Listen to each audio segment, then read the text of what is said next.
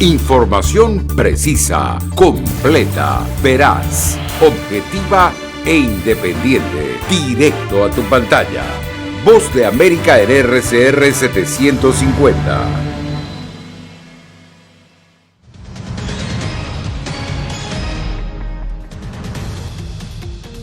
Equipo de Joe Biden trabaja en temas de seguridad a casi 2 meses de la posesión del nuevo presidente. A rendir cuentas fueron llamados al Congreso Twitter y Facebook por sus políticas de verificación de datos. Además, nuevo embate de la naturaleza. Por segunda vez en una semana, Centroamérica azotada por un nuevo huracán. Y un nuevo informe afirma que Latinoamérica es la región más violenta del mundo. ¿Qué tal? Bienvenidos. Aquí comienza esta emisión del Mundo al Día. Soy Yasmín López.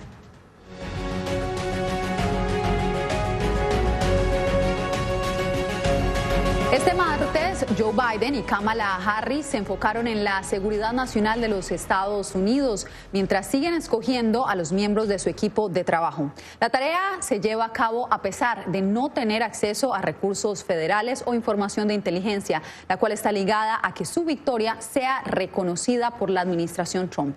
En vivo está con nosotros Celia Mendoza. ¿Con qué recursos se están tomando estas acciones, Celia? Yasmín, ellos están utilizando los recursos que ya tenía la campaña de Biden y Harris. Al mismo tiempo están haciendo uso de aquellas personas que estuvieron en administraciones como la de Obama y los cuales tienen información clara acerca de la inteligencia, consejeros de seguridad nacional. Esto también unido al hecho de que Kamala Harris sigue recibiendo información privilegiada por ser miembro del Senado estadounidense. Sin embargo, esto no es lo que ellos aseguran se necesita en este momento. Seguridad nacional fue el foco de las reuniones este martes, en su mayoría virtuales, del equipo de transición de Joe Biden y Kamala Harris, quienes tras ser proyectados como ganadores avanzan en los preparativos para asumir la presidencia en medio de retos significativos generados por la pandemia de coronavirus, así como la negativa de la administración Trump a reconocer la victoria demócrata. Sin embargo, el presidente electo reiteró su estrategia. Tratar con todas las organizaciones individuales del país, desde empresas hasta sindicatos laborales, con republicanos y demócratas, para intentar elaborar un plan serio y coherente, de modo que estemos listos desde el primer día, desde el personal a todo lo demás, principalmente nombrando a los miembros del gabinete, así como avanzar en la coordinación con negocios y sindicatos en el ataque contra el COVID. Aún así, Joe Biden todavía no tiene acceso a los resúmenes de inteligencia nacional, a lo que se refirió diciendo: La buena noticia aquí es que mi colega Kamala Harris está todavía en la Comisión de Inteligencia, así que ella recibe los informes sobre la materia. Yo ya no, pero hay varios republicanos pidiendo eso. Espero que el presidente sea un poco más abierto antes de que lleguemos al 20 de enero. Por ahora, el equipo de transición anunció que la gerente de la campaña, Jen O'Malley, será la subjefa del gabinete, entre otros cargos que fueron publicados. Mientras no hay comunicación hasta el momento por parte de los miembros del equipo de transición y el Departamento de Estado, aseguraron que Joe Biden hoy habló con varios líderes mundiales, entre ellos el presidente de Chile y el primer ministro de Israel. Gracias, Celia, por el reporte. Bien, y mientras tanto, los directivos de Twitter y Facebook testificaron este martes ante el Senado sobre sus políticas de verificación de datos, por las cuales docenas de mensajes de líderes republicanos, incluido el presidente Donald Trump, han sido marcados como contenido engañoso. Jorge Agobián ha seguido la audiencia y está con nosotros en vivo. Jorge, ¿qué es lo último? ¿Qué tal, Yasmín? Pues el presidente de la Comisión Judicial del Senado, el republicano Lindsey Graham, aseguró que las redes sociales son adictivas y no descartó que se realicen investigaciones en el Senado para hablar de los componentes de salud pública que pueden abordarse. Pero no fue lo único de lo que habló el senador ni el único que habló durante esta sesión. Vamos a presentar parte del resumen de esta sesión en el Senado. El senador republicano Lindsey Graham sugirió la posibilidad de reformular una ley de larga data que regula las compañías y la libertad de expresión en Internet. La razón, el papel del examen de datos de las compañías de redes sociales, particularmente durante las elecciones de 2020, que ha afectado directamente las denuncias infundadas hasta ahora de presunto fraude en las elecciones. Literalmente están tratando de decirnos qué es confiable y qué no, según los comentarios de las noticias por cable o los tweets de políticos o ciudadanos promedio. Nadie en una sociedad libre ha tenido esa responsabilidad antes. Por su parte, el demócrata Mark Blumenthal, quien considera que deben generarse cambios en las compañías de redes sociales, señaló directamente al presidente Donald Trump por crear desinformación sobre los comicios, particularmente en su cuenta personal de Twitter. El presidente ha utilizado este megáfono para difundir atroces falsedades en un aparente intento de revertir la voluntad de los votantes. Todos los días publica nuevas amenazas y teorías de conspiración sobre boletas por correo y máquinas de votación que contradicen a sus propios funcionarios de seguridad electoral y a sus abogados. Twitter ha etiquetado más de una docena de tweets del mandatario, entre ellos varios en los que se asigna la victoria, a pesar de que las proyecciones dan como ganador al demócrata Joe Biden. Los representantes de Twitter y Facebook defendieron su mecanismo y política de chequeo de datos, que aseguraron fortalece la integridad de las elecciones y contribuye a una comunidad digital mejor informada. Creo que es muy importante que mostremos a la gente un contexto más amplio y esa es la intención de la etiqueta. No es solo texto debajo de un tuit, es un enlace para conectarse a una conversación mucho más amplia y artículos de noticias de todo el espectro. En utilizar su cuenta en la red social Twitter de manera personal para hablar de asuntos oficiales y de campaña. Ya ha tildado que el uso que realiza de su cuenta de Twitter es la nueva era y la manera en la que se hace el Twitter presidencial en la modernidad, a pesar de las críticas de todos sus oponentes. Yasmín. Jorge, gracias. Y ahora pasamos a lo que algunos consideran fueron los grandes perdedores de las elecciones, las encuestas. Como en el 2016, también en el 2020 las encuestas se equivocaron el día de las elecciones de Estados Unidos. Según los sondeos, se pensaba que Biden debía ganar fácilmente y los demócratas tendrían muy buen desempeño en el Congreso. Pero esto no fue lo que sucedió y Jacopo Luzzi nos explica por qué. Mirando las encuestas el día antes de las elecciones, el escenario parecía claro. Joe Biden ganaría ampliamente frente a Donald Trump, el Senado habría pasado a manos demócratas y en la Cámara de los Representantes habría aumentado el número de escaños azules. Sin embargo, ya desde la noche del 3 de noviembre, la situación fue bastante diferente. Biden salió perdedor en varios estados cruciales como Florida, Maine e Iowa. Los demócratas perdieron varios escaños en la Cámara y el destino del Senado se decidirá con las segundas vueltas en Georgia el 5 de enero. Fue evidente que, como en 2016, las encuestas se equivocaron otra vez. En esta época, los republicanos en Estados Unidos parecían estar menos dispuestos a participar en encuestas que los demócratas. Podríamos haber hablado con suficientes republicanos, pero los que se prestaron a ser entrevistados podrían no haber sido muy representativos del partido. Ella es Courtney Kennedy, directora de las investigaciones de encuestas de Pew Research Center, y subraya que los errores fueron más grandes a nivel estatal que nacional, donde Biden al final ganó, según proyecciones, con más de 5 millones en el voto popular. El hecho, según los expertos, fue desestimar el rendimiento de los republicanos, en primer lugar, del presidente en estas elecciones, mientras muchas encuestas sobrevaloraron la ventaja de los demócratas. Entre los republicanos con los que hablamos, de los que dijeron que votaron por Donald Trump en 2016, muchos señalaron que estaban cambiando y nos dijeron que votarían por Biden. Basado en las elecciones, me pregunto si esto fue realmente cierto. De hecho, Kennedy cree que también el COVID-19 ha podido tener un impacto sobre las encuestas, siendo un factor totalmente nuevo e impredecible. Jacopo Luzzi, Voz de América, Washington. Bien, y más de 11 millones de personas en Estados Unidos han sido diagnosticadas con COVID-19 y en las últimas semanas el número de contagios y muertes ha aumentado. Alonso Castillo nos da una idea del panorama en el país.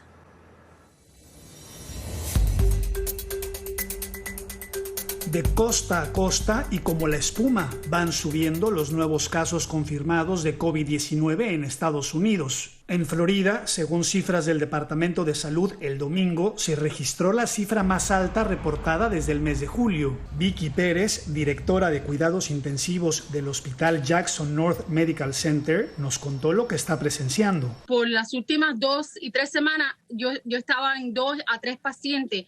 hoy tengo 9. He subido más del 75% de los números. En California, según datos de la Universidad Johns Hopkins, los contagios también van en aumento. Tan solo en la última semana se registraron 8.628 casos, en comparación con 5.841 la semana anterior. Si van a ver a familiares, necesitan ponerse máscara. Nosotros los hispanos nos abrazamos, besamos, pero en estos momentos tenemos que tener la guardia porque no queremos que los familiares de nosotros se enfermen y podamos enfermar a otra gente en la sociedad. También si siente como que tiene resfrío, no salir. Cifras del COVID Tracking Project revelan que las hospitalizaciones se han incrementado casi al doble en las últimas 2 semanas en 47 estados del país. Los Centros para el Control y la Prevención de Enfermedades pronostican que para el 5 de diciembre se podrían notificar entre 630,000 y 1.700.000 casos nuevos de COVID-19. Alonso Castillo, Voz de América, Miami.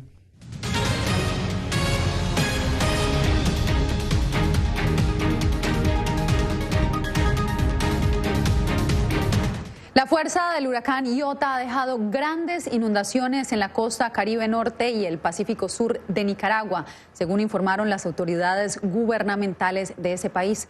Donaldo Hernández nos amplía. 2 niños ahogados, viviendas sin techos, árboles caídos, daños a la infraestructura vial e inundaciones dejó el huracán Iota en su paso por Nicaragua. El huracán Iota, pues ya conocemos, impactó en categoría 5. El centro entró alrededor de las 10:30 de la noche en Howlover y comenzó a entrar pues al territorio nacional. El gobierno informó que más de 40,000 pobladores fueron evacuados en el Caribe Norte y trasladados a 250 albergues. Mientras que la estatal Empresa Nacional de Transmisión Eléctrica detalló que casi 100,000 viviendas quedaron sin electricidad. Recordemos que son más de 90,000 viviendas las que tenemos con acceso a la energía en la costa Caribe y 85,000 son las que están en este momento sin energía, pero de manera preventiva. Pero las lluvias provocadas por Iota también han causado estragos en el departamento de Rivas, ubicado en el Pacífico Sur del país. Hay algunas zonas de la carretera de la entrada a Tola que ya comienza a mostrar ciertos niveles de inundación. Se ha hecho movilizaciones preventivas de las poblaciones para evitar los riesgos. El Centro Nacional de Huracanes estima que la noche de este martes, Iota abandonará completamente Nicaragua con rumbo a Honduras. Donaldo Hernández, Voz de América, Managua. El huracán Iota se ha degradado a categoría 4 mientras las evacuaciones continúan en Honduras y se suspenden labores tanto en el sector público como en el privado. El informe con Óscar Ortiz. En las últimas horas se ha confirmado que el huracán ETA es ahora categoría 1. Sin embargo, no quiere decir que su intensidad sea menor y según los pronósticos, las lluvias seguirán siendo catastróficas. Francisco Argeñal, jefe de meteorología de Senaos, explicó a La Voz de América que Iota podría seguirse degradando de categoría. Esperamos que cuando ya se encuentre aquí a unos 50 o 60 kilómetros hacia tierra adentro, ya sea un huracán categoría 3, y que cuando se encuentre aquí cerca del departamento de Jinotega, en Nicaragua, sea un huracán, sea una tormenta tropical más bien. Como parte de las medidas de prevención, algunas ciudades de la zona atlántica en Honduras establecieron toques de queda y suspensión de actividades laborales tanto del sector público como privado para el resguardo de los ciudadanos por los próximos 2 días. Pero nos hemos centralizado en 8 departamentos más las zonas de afectación por ETA. Por lo tanto, ahí debemos de hacer evacuaciones ya inmediatas. Hemos observado durante todo el día que se han hecho en Colón, en Gracias a Dios, en el Distrito Central, en Olancho, en el sector del Paraíso, y eso es bueno. Allá en Atlántida. Mientras tanto, los mandatarios de Guatemala, Honduras, Costa Rica y El Salvador solicitaron al Banco Centroamericano de Integración Económica fondos especiales para un plan denominado Reconstrucción de Centroamérica debido a los fenómenos climatológicos. Óscar Ortiz, Voz de América, Tegucigalpa. Y el deseo de ayudar a las comunidades más afectadas por los huracanes Iota y ETA en Nicaragua y Honduras rebasa fronteras. La necesidad es mucha y también el deseo de colaborar. Desde Houston, Arnaldo Rojas nos trae el informe. Se agrava la crisis humanitaria en Nicaragua y Honduras. Nosotros le pedimos a la gente pues que nos ayude. El paso de 2 temporales por la región en menos de 2 semanas ha desplazado a miles, disparando la necesidad de vivienda, ropa y comida. Gracias por hacer esto posible. Misiones humanitarias ya servían a las zonas afectadas tras el paso arrasador del huracán ETA hace 12 días. Un esfuerzo que hoy cobra mayor urgencia ante el impacto de un nuevo fenómeno meteorológico. Ya les faltan comida, les falta ropa, les falta dónde dormir. Entonces van a quedar todavía peor. Por eso, a 1.700 kilómetros de distancia en Houston, Texas, voluntarios preparan un nuevo cargamento de respuesta. De verdad que estamos impresionados con la comunidad latina, el ver cómo se están uniendo. Quizás no tienen ayuda monetaria, pero están trayendo ropa, pañales, implementos médicos. El consulado de Honduras en Houston se ha convertido también en centro de acopio. Y de verdad agradezco mucho a esta comunidad que se ha solidarizado con nuestro pueblo. En Florida, hogar de una nutrida comunidad nicaragüense, hacen lo propio por los países afectados. Nosotros ya hemos enviado 96 contenedores. En Nicaragua tenemos asociados y colaboradores y a ellos son los que le enviamos el dinero para que compren allá. El último gran huracán en afectar la zona fue Mitch en 1998, dejando un saldo de casi 11.000 muertos y miles de desplazados. Arnaldo Rojas, Voz de América, Houston. También en Colombia, miles de familias en el archipiélago de San Andrés y Providencia aún sufren los estragos de Iota, que pasó este lunes en categoría 5. El presidente de ese país, Iván Duque, confirmó la muerte de una persona. El huracán afectó más del 98% de la infraestructura del archipiélago, causó fuertes inundaciones y bloqueó sus principales vías. A esta hora, las autoridades buscan hacer llegar ayuda humanitaria a los afectados.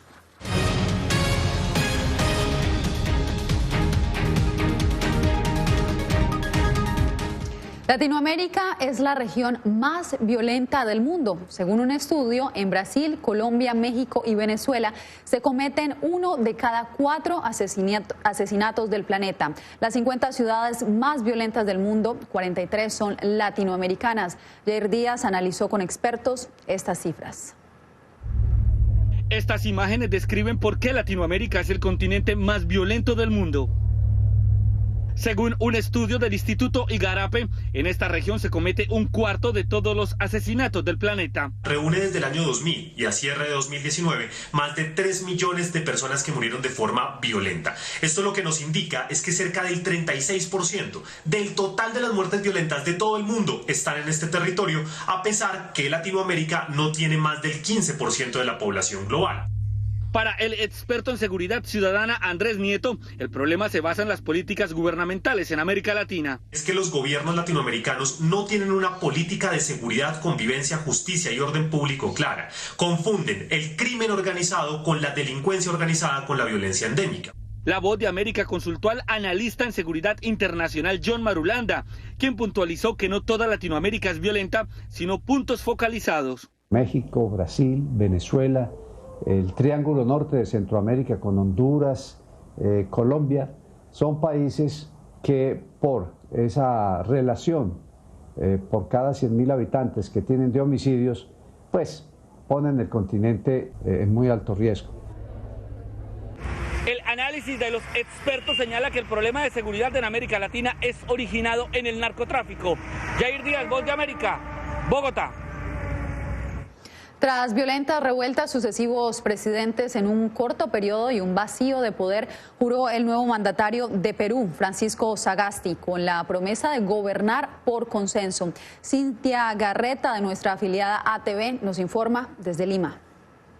Tras 7 días de la crisis política en el país, en los cuales recordamos que se han realizado diversas manifestaciones por todo el interior del país también, y que lamentablemente terminaron con la vida de 2 jóvenes de 22 y 24 años. Todos ellos exigían la renuncia del presidente interino Manuel Merino. Esto se dio, entramos en una crisis política mucho más aguda porque estuvimos 24 horas sin presidente de la República. El Congreso ha llegado ya a un consenso y el día lunes se ha elegido como presidente del Parlamento al congresista congresista Francisco Sagasti del Partido Morado, junto a la vicepresidenta, que es la congresista Mirta Vázquez del Frente Amplio. Francisco Sagasti hoy va a asumir, como manda la Constitución, como presidente del Perú. En su primer mensaje que ha dado ante los integrantes del Congreso de la República, hay que mencionar que él ha resaltado la lucha de los jóvenes por la democracia. Además, ha indicado que su gobierno será de consenso y que van a respetar las elecciones programadas para el próximo 11 de abril, en las cuales se va a elegir nuevamente al presidente. Además, ha visitado a los heridos y ha recordado que debe llegar la paz al Perú. Muchos está especulando quiénes serían los integrantes de su gabinete.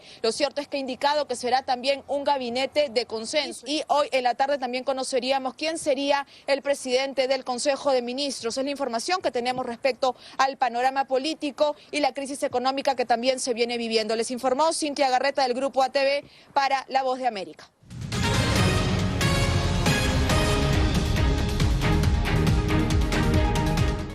Los planes de estudiantes internacionales que aspiran a cursar sus estudios en Estados Unidos se han visto truncados, al igual que muchas otras cosas a cuenta de la pandemia. Mientras la cantidad de matrícula se reduce, expertos analizan las causas. Laura Sepúlveda tiene los pormenores. Una reducción del 43% de las matrículas de estudiantes internacionales en Estados Unidos se ha registrado durante el primer trimestre escolar 2020, según datos del Institute of International Education, IE por sus siglas en inglés. Aunque expertos como Edwin Van Rest, cofundador de Study Portals, ven una clara causa relacionada a la pandemia, explican no es la única. Esta es una tendencia que hemos estado observando durante un par de años, y ahora se ha intensificado debido a la COVID y el impacto que COVID ha tenido en Estados Unidos, con seguridad, pero hay algunos otros elementos que participan. Daniel Camargo, quien proyecta estudiar en el exterior, asegura haber tenido a Estados Unidos entre sus opciones, pero las políticas y sus planes futuros, señala, lo hicieron buscar otras posibilidades. Estados Unidos pues es un buen país, pero digamos que la política de migración no es como igual, porque Canadá es un país que de verdad su población pues está envejeciendo y necesita fuerza de trabajo. Alejandra Rieta, en cambio, no ha visto las políticas migratorias como una barrera y sus planes de estudiar en la Universidad de Nueva York siguen en pie, pues dice que de tener que regresar a Colombia podría poner allí en práctica lo aprendido. Yo apliqué todo con mucho tiempo y yo iba a empezar clases en septiembre de este año, pero pues claramente con todo lo que pasó. Según datos de IE, las cifras de matrícula de esta población en Estados Unidos durante el periodo lectivo 2019-2020 ya había registrado una caída del 1,8% con respecto al mismo lapso del año anterior. Laura Sepúlveda, Voz de América, Nueva York. Y a poco más de un mes de la Navidad, Santa Claus hizo su aparición en un gigantesco lago salado en el Mar Muerto. Fue parte de una campaña del Ministerio de Turismo de Israel para llevar algo de alegría navideña durante esta pandemia. A bordo de un bote y con su particular traje rojo, Santa clavó un árbol de Navidad en medio de este lago y posó para las cámaras, robándose muchas sonrisas. Así llegamos al final por hoy. Nos vemos mañana con más información.